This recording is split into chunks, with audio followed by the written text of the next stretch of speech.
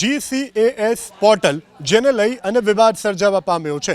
આ પોર્ટલને લઈ અને વિવાદ સર્જાવા પામ્યો છે। રાજ્યની સરકારી યુનિવર્સિટીમાં યુજી અભ્યાસક્રમોમાં પ્રવેશ માટે મૂકવામાં આવેલ જીકાસ પોર્ટલની ખામીઓ અને વહીવટી જટિલતાને લઈ વિદ્યાર્થીઓમાં રોષ છે। ત્યારે પાટણના કોંગ્રેસના ધારાસભ્ય ડૉક્ટર કિરીટ પટેલે આ જીકાસ પોર્ટલને લઈ અને સરકાર પર લગાવ્યા ગંભીર આરોપ।